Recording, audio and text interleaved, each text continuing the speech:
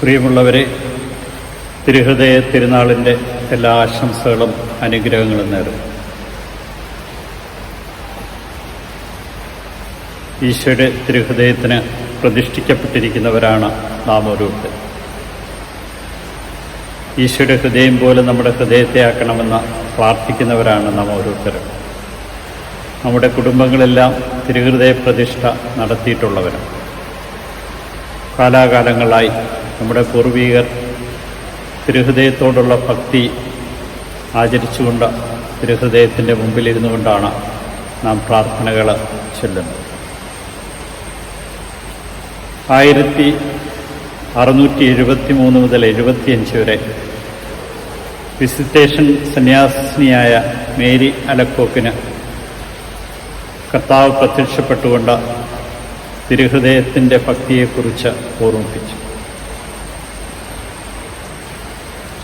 അങ്ങനെ 1865 ക്ലെമന്റ് 12 മാർപ്പാപ്പ ഫ്രാൻസിൽ തിരുഹൃദയത്തിൻ്റെ തിരുനാൾ ആരംഭിച്ചു. ആ വർഷം തന്നെ പയസ് 9 മാർപ്പാപ്പ അതൊരു ആഗോള സഭയുടെ തിരുനാളായി പ്രഖ്യാപിച്ചു. 1899 ലിയോ 13 മാർപ്പാപ്പ ലോകത്തിനെ മുഴുവനും തിരുഹൃദയത്തിന് പ്രതിഷ്ഠിച്ചു. ഇന്ന് നാം ആഗോള കത്തോലിക്ക സഭ യേശുവിൻ്റെ തിരുഹൃദയത്തിൻ്റെ തിരുനാൾ ആഘോഷിക്കും. സ്നേഹത്തിൻ്റെ അടയാളമാണ് ഹൃദയം. അതൊരു ചിഹ്നമായി യുവാക്കളും യുവതികളും ഒക്കെ പലപ്പോഴും കൈമാറുന്ന ഒരു ചിഹ്നം. ഈശോയുടെ ഹൃദയം സ്നേഹത്തിൻ്റെയും കാരുണ്യത്തിൻ്റെയും ചിഹ്നമാണ്. ഒരു യുവാവ് ഒരിക്കൽ ആൾക്കാരുടെ ശ്രദ്ധ ആകർഷിക്കുവാനായിട്ട് തൻ്റെ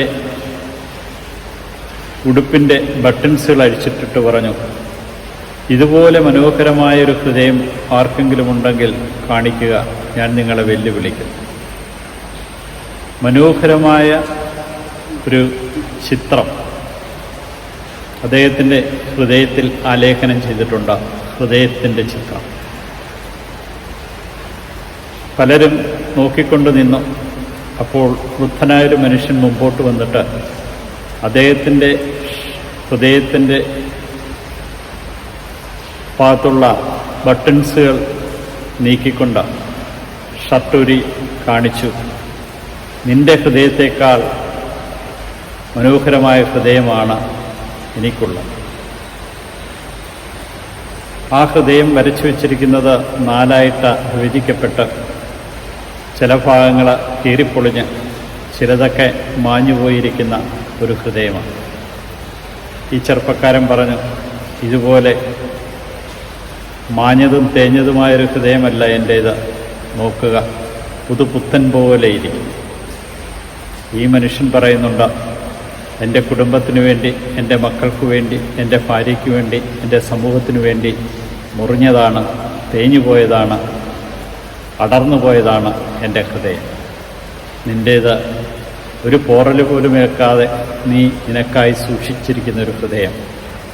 അതുകൊണ്ട് എൻ്റെ ഹൃദയത്തിനാണ് ഏറ്റവും തിളക്കമാർന്നത്. പ്രിയമുള്ളവരെ, ഈശോയുടെ ഹൃദയം കുത്തി തുറക്കപ്പെട്ട ഹൃദയമാണ്. ഈ ഹൃദയം നമ്മൾ എപ്രകാരമാണ് സൂക്ഷിച്ചിരിക്കുന്നതെന്ന് ചിന്തിക്കുക. മനുഷ്യർ ബാഹ്യരൂപത്തെ കാണുന്നു, എന്നാൽ ദൈവം ഹൃദയഭാവത്തിലുമെന്ന് 51 സങ്കീർത്തനത്തിൽ നമുക്ക് കാണുവാനായിട്ട് കഴിയും. ഹൃദയം പരിശോധിക്കുന്നവനാണ് അവിടെ നിന്ന് നമ്മെ ഓർമ്മിപ്പിക്കുന്നുണ്ട്. ഹിപ്പോ എന്ന് പറയുന്ന പൂർവ്വപിതാവായ സഭാപിതാവ് പറയുന്നുണ്ട്, അദ്ദേഹം എഴുതിയ പുസ്തകത്തിൽ ഈശോയുടെ ഹൃദയത്തിൻ്റെ മുറിവിലേക്ക് ഞാൻ ആഴ്ന്നിറങ്ങി. അവിടെ അവൻ്റെ സ്നേഹത്തിൻ്റെ നീരുറവ എനിക്ക് കാണുവാനായിട്ട് സാധിച്ചു. അതിൽ ഞാൻ മുങ്ങിത്താണു എന്നാണ് പറയുന്നത്. ദൈവം സ്നേഹമാണെന്ന് 1 യോഹന്നാൻ 4:8 പ്രത്യേകമായിട്ട് നമ്മെ ഓർമ്മിപ്പിക്കുന്നുണ്ട്. ഇന്നത്തെ ഈ സുവിശേഷത്തിൽ എസെക്കിയേൽ പ്രവാചകൻ പറയുന്നുണ്ട്, ഞാൻ എൻ്റെ ആടുകളെ മേയിക്കും, അവയ്ക്ക് ഞാൻ വിശ്രമ സ്ഥലം നൽകും. മുറിവേറ്റവനെ ഞാൻ വെച്ചുകെട്ടും, വഴിതെറ്റിപ്പോയവനെ ഞാൻ തിരികെ കൊണ്ടുവരും. ബലഹീനമായതിനെ ശക്തിപ്പെടുത്തും, കൊഴുത്തതിനെയും ശക്തിയുള്ളതിനെയും ഞാൻ സംരക്ഷിക്കും. നീതിപൂർവമായി ഞാൻ അവയെ തീറ്റിപ്പോറ്റും. ഇതാണ് ഒരു നല്ല ഇടയൻ്റെ, നല്ല ഹൃദയമുള്ള ഒരുവൻ്റെ അടയാളം. 23-ാം സങ്കീർത്തനത്തെ നാം ഇന്ന് പ്രാർത്ഥിച്ചു. കർത്താവിൻ്റെ ഇടയൻ, എനിക്കൊന്നിനും കുറവുണ്ടാവുകയില്ല. നമുക്കൊരു കുറവും വരുത്താതെ സംരക്ഷിക്കുന്ന ദൈവം, പരിപാലിക്കുന്ന ദൈവമാണ് നമ്മുടെ ദൈവമെന്ന് അറിയാം. പൗലോസ് അപ്പോസ്തലൻ റോമാക്കാർക്ക് എഴുതിയ ലേഖനത്തിൽ പറയുന്നുണ്ട്, നമ്മോടുള്ള തൻ്റെ സ്നേഹം ദൈവം പ്രകടമാക്കി. നമ്മുടെ കർത്താവായ ക്രിസ്തു വഴി നാം ദൈവത്തിൽ അഭിമാനിക്കും. അവൻ വഴിയാണ് നമുക്ക് അനുരഞ്ജനം സാധ്യം. അനുരഞ്ജനം സാധ്യമാക്കിയ ദൈവത്തിൻ്റെ കരങ്ങളിൽ നമ്മെ സമ്പൂർണ്ണമായിട്ടും വിട്ടുകൊടുക്കുവാൻ നമുക്ക് കഴിയണം. ലൂക്കായുടെ സുവിശേഷത്തിലേക്ക് കടന്നു വരുമ്പോൾ 100 ആടുകൾ ഒരുവന് ഒരാട് നഷ്ടപ്പെടുമ്പോഴുണ്ടാകുന്ന വേദനയെക്കുറിച്ച് പറയുന്നുണ്ട്. 99നെയും വിട്ടുകൊണ്ടാണ്, മരുഭൂമിയിൽ വിട്ടുകൊണ്ടാണ് നഷ്ടപ്പെട്ടതിനെ പോയി കണ്ടെത്താൻ ശ്രമിക്കുന്നത്. കിട്ടുമ്പോൾ അതിനെ തോളിലേറ്റി തിരികെ കൊണ്ടുവരുന്നു. അയൽവാസികളെയൊക്കെ വിളിച്ചു കൂട്ടിക്കൊണ്ട് എന്നോടുകൂടി സന്തോഷിക്കുവാനായിട്ട് ആവശ്യപ്പെടുന്നുണ്ട്. നമുക്ക് പലപ്പോഴും കണക്ക് മനസ്സിലാകാത്തത് ഇവിടെയാണ്. 99 ഉണ്ടല്ലോ, ഒരെണ്ണം പോയാൽ എന്താണെന്ന് നാം ചിന്തിച്ചേക്കാം. ആ ദൈവം ആരും നഷ്ടപ്പെട്ടു പോകാൻ ആഗ്രഹിക്കുന്നില്ല. അവിടുന്ന് ഓരോരുത്തരെയും വീണ്ടെടുക്കുവാനായിട്ടാണ് ഈ ലോകത്തിലേക്ക്. അതുകൊണ്ടാണ് ദുഷ്ടൻ്റെയും ശിഷ്ടൻ്റെയും മേൽ തൻ്റെ സൂര്യനെ ഉദിപ്പിക്കുകയും മഴ പെയ്യുകയും ചെയ്യുന്നെന്ന് പറയുക. 99 നീതിമാന്മാരെന്നതിനേക്കാൾ അനുതപിക്കുന്ന ഒരു പാപിയെക്കുറിച്ച് സ്വർഗത്തിൽ കൂടുതൽ സന്തോഷമുണ്ടാകുമെന്ന് നമ്മെ ഓർമ്മിപ്പിക്കുന്നുണ്ട്.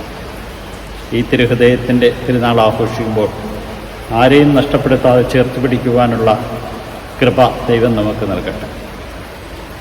ഭർത്താവിനെ അവൻ്റെ അസ്വസ്ഥതയിൽ ചേർത്ത് പിടിക്കുന്ന ഭാര്യയെ മുറിവേൽപ്പിക്കാതെ ചേർത്ത് പിടിക്കുന്ന ഭർത്താവ്, മക്കളുടെ മുറിവുകളെ ഉണക്കുന്ന മാതാപിതാക്കൾ, ഇങ്ങനെ ഒരു കുടുംബമായിട്ട് പരസ്പര സ്നേഹത്തിൻ്റെ നിറവിൽ ആരെയും നഷ്ടപ്പെടുത്താതെ, ആരെയും വേദനിപ്പിക്കാതെ മുറിവുകൾ ഒക്കെ ഉണക്കുന്നവരായി മാറുവാൻ നമുക്ക് കഴിയട്ടെ എന്ന് പ്രാർത്ഥിക്കുന്നു, ആശംസിക്കുന്നു. ഈശോയുടെ തിരുഹൃദയത്തിൻ്റെ തിരുനാൾ നമ്മുടെ കുടുംബത്തിൻ്റെ തിരുനാളാണ്, ഒത്തുചേരലിൻ്റെ തിരുനാളാണ്. ഈ തിരുനാളിൽ നമുക്ക് ആഹ്ലാദിക്കാം, ആനന്ദിക്കാം, ദൈവത്തെ മഹത്വപ്പെടുത്താം. എല്ലാവരെയും ദൈവം അനുഗ്രഹിക്കട്ടെ.